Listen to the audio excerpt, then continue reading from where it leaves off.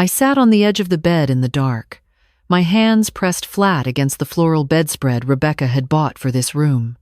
The guest room, that's what she called it now, even though she'd promised it would be your room, Mom, for as long as you need. 8 months.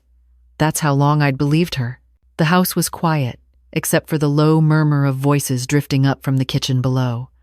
I could hear Rebecca's laugh, that forced brightness she used when she wanted something. Michael said something I couldn't quite catch, and then her voice again, clearer this time. We just need to hold off another 2 weeks. I stood slowly, my knees protesting, and moved to the door. I'd opened it earlier to let in some air, just a crack. The heating in this new house was always too much. 2 weeks until what? Michael's voice was impatient. Until we can move forward with Sunset Gardens. Mom won't fight it if we frame it right. We tell her it's temporary, just while we renovate the basement into a proper suite for her. She'll believe that. My hand found the doorframe. Sunset Gardens. I knew that name. It was the assisted living facility on the edge of Boise, the one with the peeling paint and the smell of overcooked cabbage that hit you the moment you walked through the doors. Rebecca had driven me past it once, making a show of how grateful she was that I'd never need a place like that. And the money? Michael again. The 70 grand is already in our business account. She signed the papers, remember? Joint access for family emergencies. This is a family emergency, Mike. If we don't get this flip done by spring, we're sunk. I'd stopped breathing. $70,000. The money from selling the Spokane house, the home Tom and I had bought in 1978 with our teacher's salaries and a dream. The house where we'd raised Rebecca, where Tom had died in our bedroom with hospice nurses holding my hand. What if she asks about it? Michael said. She won't. Old people don't track that stuff. And if she does, I'll tell her we invested it, which we did, technically, in our future. I backed away from the door and sat down again, my heart doing something strange and violent in my chest. The bedside clock said 11:47 p.m. The house settled around me, creaking in the cold Idaho night, and I thought about the last 8 months. After Tom died, I couldn't stay in Spokane.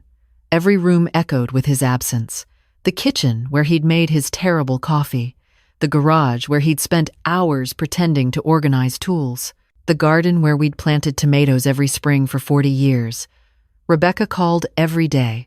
Mom, you shouldn't be alone. Come to Boise. We have space. The kids miss you. I'd resisted at first.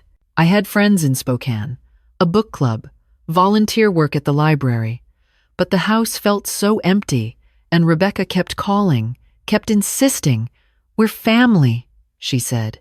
We take care of each other. So I sold the house. $285,000. Rebecca helped me set up a checking account at Wells Fargo in Boise, told me we should open a shared savings account for family investments and emergencies. It made sense at the time. She was helping me navigate everything, handling the paperwork while I was still swimming through grief. I'd moved to Boise in April. It was October now.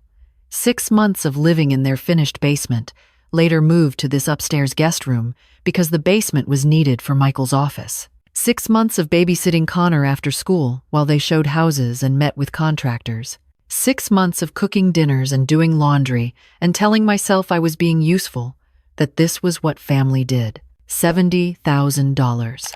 I pulled out my phone, the one Natalie had helped me set up. My hands shook as I opened the banking app. I'd checked it 2 weeks ago, hadn't seen anything unusual. The main checking account showed my monthly retirement deposits, the small Social Security payment. But the savings account, the joint one, showed a balance of $11,000. It had been $81,000 in September. I remembered because I'd thought about using some of it to buy a car. I'd mentioned it to Rebecca, and she'd said we should wait until spring when prices were better. I scrolled through the transactions. A withdrawal on September 18th, $67,000. Memo, Family Investment, LLC. That was Rebecca and Michael's company. The one they'd started 3 years ago, flipping houses in the Boise suburbs. I sat there in the dark for a long time. I thought about confronting them in the morning, asking Rebecca to explain, but I'd heard her voice, that calculated certainty. She won't fight it. Old people don't track that stuff. I thought about Tom, about what he would have said. Tom, who'd spent 35 years teaching high school English, who'd believed that people were fundamentally good if you gave them the chance. Tom, who would have been horrified by this. I opened my phone again and searched for Dorothy Kemp. My best friend since our first teaching jobs in 1976. Who'd moved to Coeur d'Alene 5 years ago to be near her son, who'd called me every week since Tom died. I typed, "Are you awake?" 3 dots appeared immediately. "Eleanor? What's wrong? Can I call you?" My phone rang 5 seconds later. I answered, keeping my voice low. "What happened?" Dot's voice was sharp with worry. "I need to leave," I said. "Tonight. Can I come to you?" "Of course. But Ellie, what's going on?" I told her. Everything. The conversation I'd overheard. The money. Sunset Gardens. My voice stayed steady until I got to the part about Rebecca's laugh. That fake brightness. And then something in me cracked. "That absolute snake," Dot said. "Pack a bag. I'm 3 hours away, but you can't wait for me." "Is there a bus?" "I don't know. I don't even know where the bus station is." "Look it up. Take whatever you can carry. Do you have your important documents?"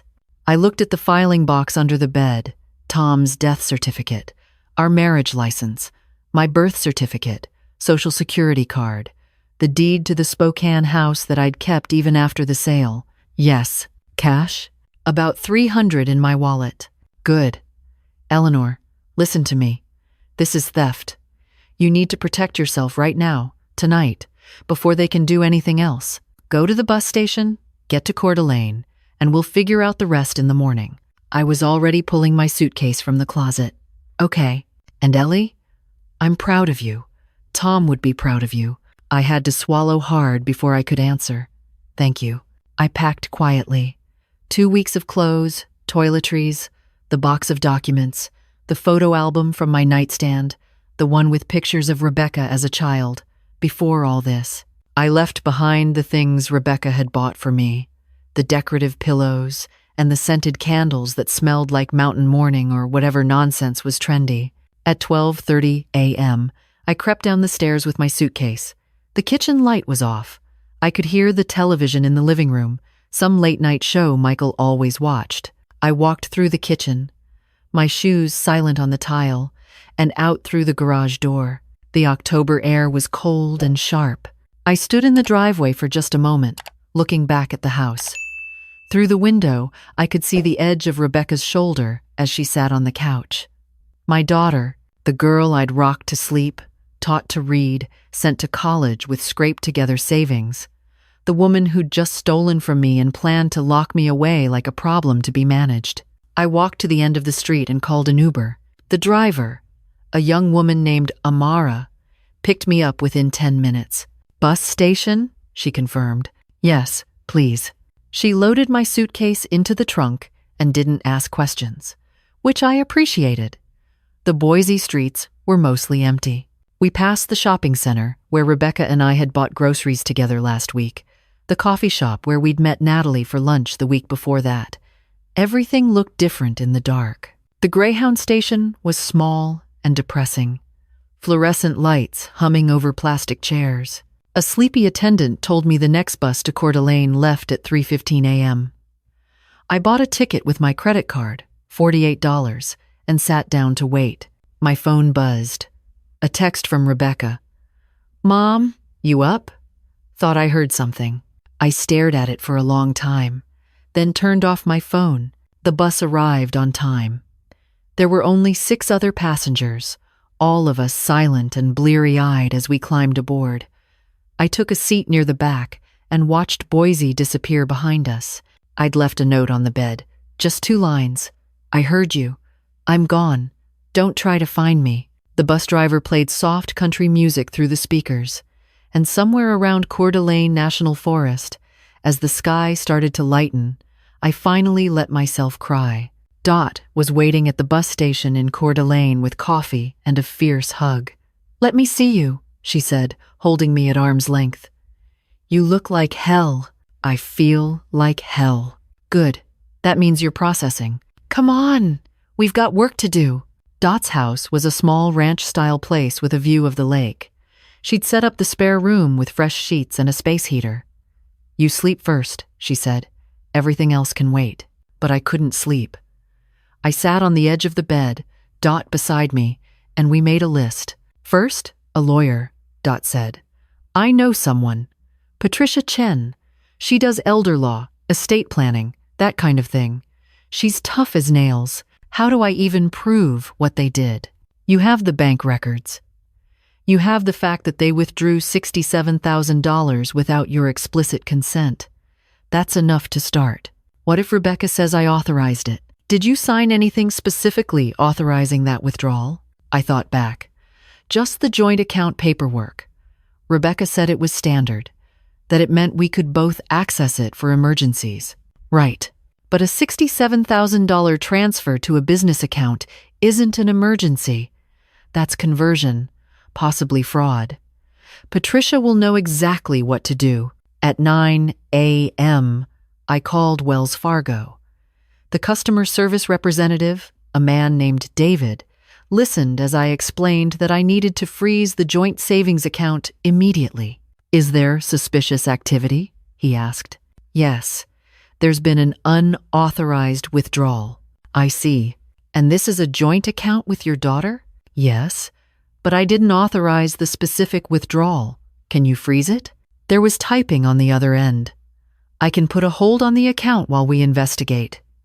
You'll need to come into a branch to file a formal dispute and potentially close the account or remove the other party. There's a Wells Fargo in Coeur d'Alene? Yes, ma'am. On Sherman Avenue. I was there by 10:30 a.m. The branch manager, a woman named Susan Park, reviewed my account while I sat across from her desk trying not to shake. Mrs. Rodriguez, I can see the transaction in question. $67,000 transferred to Family Investment LLC on September 18th. The authorization shows your daughter's credentials, which she has access to as a joint account holder. But I didn't approve that specific amount or that specific transfer. Did you sign a power of attorney? No, absolutely not. Susan typed for a while longer. Okay, here's what we can do. I'm going to freeze this account immediately. You'll need to file a formal dispute, which I can help you with right now. We'll also need to separate this account into an individual account in your name only. Your daughter will be notified of all of this. Good, I said. I want her notified. We spent 2 hours on paperwork. Susan was patient, explaining each form. By the time I left, the joint account was frozen. A new individual savings account had been opened with the remaining $11,000, and a fraud investigation had been initiated. My phone had been off all morning. I turned it on in Dot's car and watched 14 missed calls and 23 text messages load in. Rebecca. Mom, where are you? Rebecca. This isn't funny. Call me. Rebecca. We're worried sick. Rebecca. Whatever you think you heard, you misunderstood. Rebecca. Mom, please. We can explain everything. Michael. Eleanor, this is getting out of hand. Just call us. Rebecca. The bank said you froze our account. What are you doing? Rebecca. You're making a huge mistake. That money was for US, for the family. I blocked both their numbers. Dot had given me Patricia Chen's card. I called from her living room that afternoon, looking out at the lake while I explained everything to yet another stranger. Patricia's voice was calm and precise. Mrs. Rodriguez, what your daughter did is likely civil conversion and possibly fraud. The fact that it was a joint account complicates things, but the amount and the deception suggest criminal intent. I'd like to meet with you tomorrow to review all your documents. What can I actually do? I asked. She's my daughter. What do you want to do? I thought about Rebecca's laugh. She signed the papers. Old people don't track that stuff. I want my money back, I said. All of it. And I want to make sure she can't do this to anyone else. Then we'll file a civil suit for recovery of funds. I'll also recommend you file a report with Adult Protection Services and potentially the police. This is financial exploitation of a vulnerable adult." "I'm not vulnerable," I said, sharper than I meant to. "No," Patricia agreed. "You're not. You're sitting in your friend's house. You've already frozen the account, and you're calling a lawyer. You're doing exactly what you should do. But legally, the state considers adults over 70 to be a protected class when it comes to financial exploitation. We can use that." We met the next morning at her office in downtown Coeur d'Alene. Patricia was in her 50s, with short gray hair and glasses that she kept pushing up her nose as she reviewed my documents. "This is actually pretty straightforward," she said after an hour. "Rebecca had access to the joint account, yes, but she transferred $67,000 to a business account without your knowledge or specific consent. That goes beyond the scope of joint account access.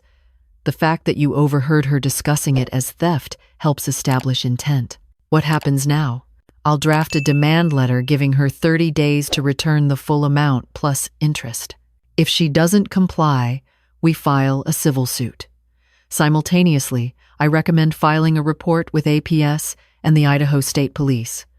Financial exploitation is a crime in Idaho." "She'll hate me," I said quietly. Patricia looked at me over her glasses. "Mrs. Rodriguez, she stole from you. She planned to institutionalize you against your will so she could keep stealing. She already made her choice." I signed the retainer agreement. That night, Dot made spaghetti, and we ate on her back deck, wrapped in blankets against the October chill. The lake was dark and smooth as glass. "How are you really doing?" Dot asked. "I don't know. I keep thinking I should feel sadder. She's my daughter. You raised a daughter. The woman who did this to you, I'm not sure who that is. Tom would be devastated. Tom would be proud of you for fighting back." I wanted to believe that. What do I do now? "I can't stay with you forever." "Why not? I've got the space. But if you want your own place, we'll find you one." "What do you want, Ellie?" I thought about it. For the first time in 8 months, since Tom died, since Rebecca started calling every day, I thought about what I actually wanted. "A small apartment," I said. "Something with light, maybe near the library. I used to volunteer, before. The Coeur d'Alene Library always needs volunteers. I know the director, and I need to figure out my finances. I have my retirement, Social Security, the $11,000 in savings. I can find a place.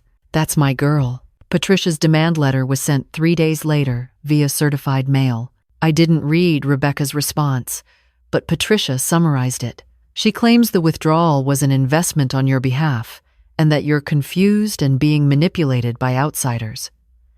She's refusing to return any funds. So we sue? We sue. The civil suit was filed in Ada County Court on November 2nd. Rodriguez v. Rodriguez.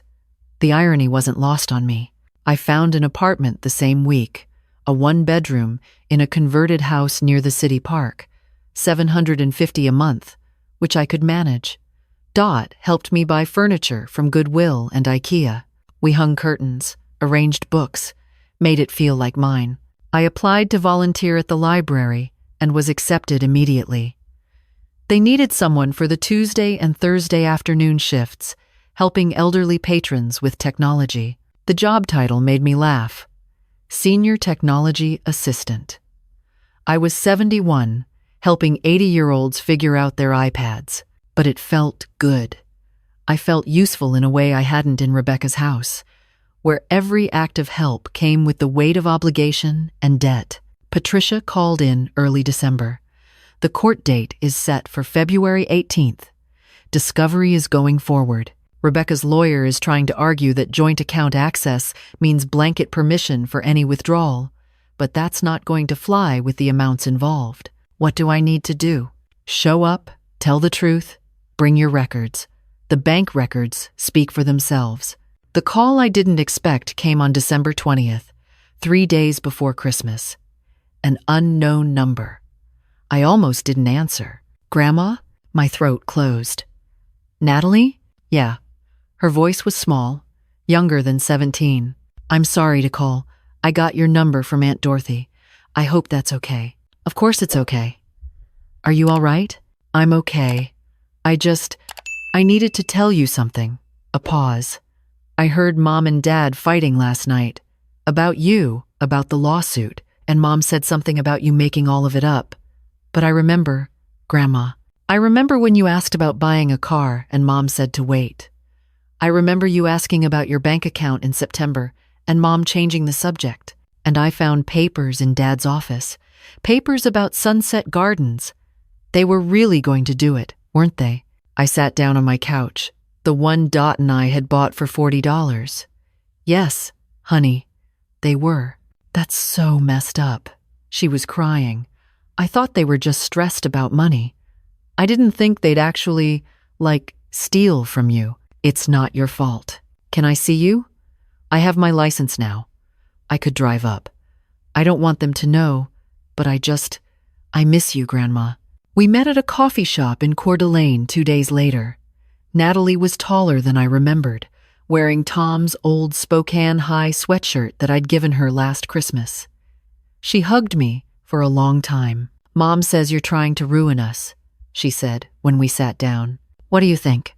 I think they screwed up and now they're scared. She stirred her hot chocolate. I found more stuff. There's a folder in Dad's office labeled ER documents. I took pictures. She showed me her phone. There were forged signatures, papers claiming I'd authorized the withdrawal, backdated to August. A document from Sunset Gardens showing a family commitment deposit of $1,500. Natalie, I need these. Can you send them to me? Already sent them to the email Aunt Dorothy gave me. Grandma, are you really going to take them to court? Yes. Good. She said it fiercely. They can't just do this to people. To you. We spent 3 hours together. She told me about school, about her plans for college, about the boyfriend her parents didn't approve of. Normal things, grandmother things. When we said goodbye, she hugged me again. I'll testify, she said. If you need me to, I'll tell them everything. You don't have to do that. Yeah, I do. You taught me that, remember? You always said the hardest thing and the right thing are usually the same thing. I'd said that. Years ago, when she was struggling with whether to report a friend for cheating in 9th grade, I'd forgotten. But she hadn't. I forwarded Natalie's pictures to Patricia, who called me within an hour. This is huge. This is forged documents, evidence of premeditation. Eleanor, this changes everything. I'm going to contact the prosecutor's office. This might move beyond civil court. The Idaho State Police opened a criminal investigation on January 8th. Detective Maria Santos came to my apartment, reviewed everything, took my statement. Mrs. Rodriguez, what your daughter did is felony financial exploitation of a vulnerable adult. The forged documents add fraud. If the prosecutor's office decides to press charges, she's looking at potential prison time. I don't want her to go to prison, I said. I just want my money back. That's not really up to you at this point, Detective Santos said gently.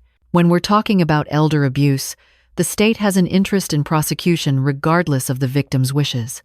But I'll note your statement. Rebecca was arrested on January 15th.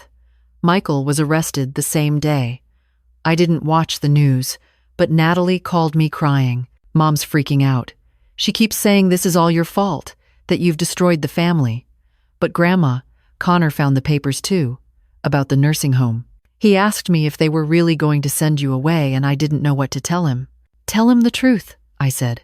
Tell him that what they did was wrong, and sometimes people we love make bad choices, and we still love them, but we don't have to accept the bad choices.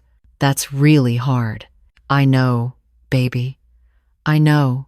The civil case settled out of court in February. Rebecca and Michael agreed to repay the $67,000 plus $10,000 in damages and legal fees, payable in installments over 3 years. They also agreed to never contest my financial independence or attempt to gain any control over my assets. The criminal case was different.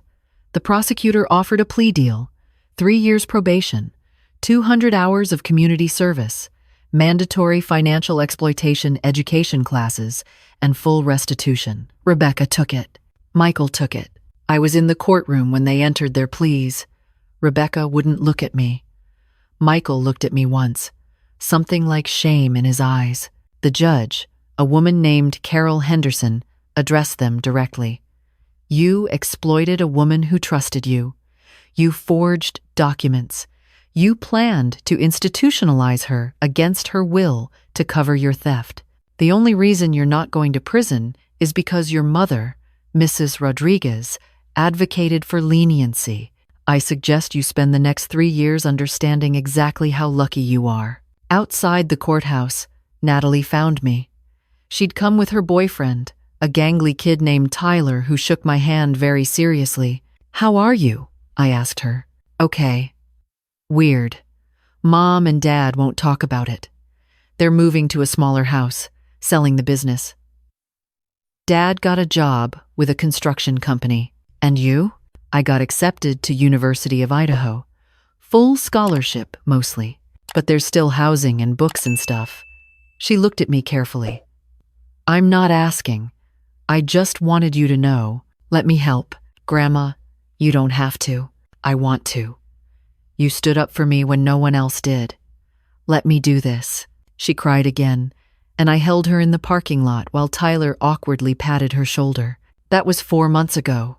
It's June now. I've been in Coeur d'Alene for 8 months, the same amount of time I spent in Rebecca's house. I work at the library 3 days a week. I take art classes at the community center on Thursdays. Dot and I have dinner together most Sundays. I found a church that feels right, a small Unitarian congregation that meets in a building that used to be a shoe store. Natalie visits every few weeks. We're helping her pack for college. She's going to study social work, she told me.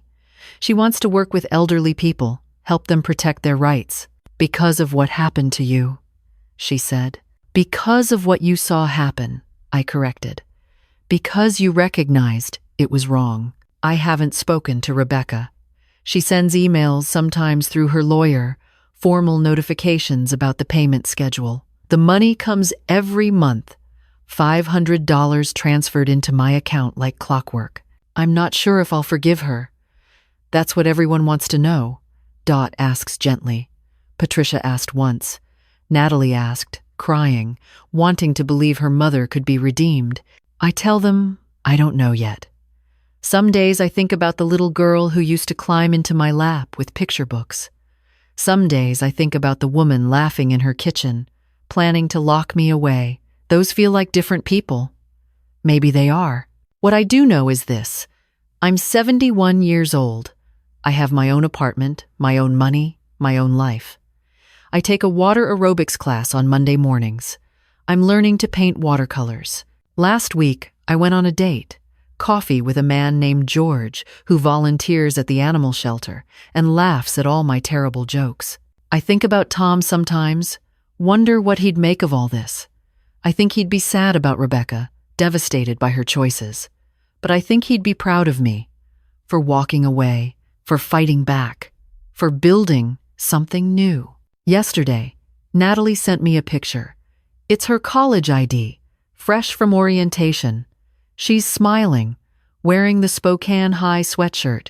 The caption says, "Thank you for teaching me what strength looks like." I saved it to my phone. Put it as my wallpaper. When I look at it, I don't think about what I lost. I think about what I found. Not family, not in the traditional sense, but something maybe better. Something I chose. Something real. I'm sitting on Dot's deck right now, watching the sun set over Lake Coeur d'Alene. The water is gold and pink. Tomorrow I'll go to the library, help Missus Patterson set up her email, show Mr. Chen how to download audiobooks. Tomorrow night I might have dinner with George, or I might stay home with a book. The point is, it's my choice, all of it. That's what Rebecca took from me, or tried to. That's what I took back. I'm not a victim. I'm not a burden. I'm not confused or being manipulated. I'm Eleanor Rodriguez. I'm 71 years old. I escaped, and I'm exactly where I'm supposed to be.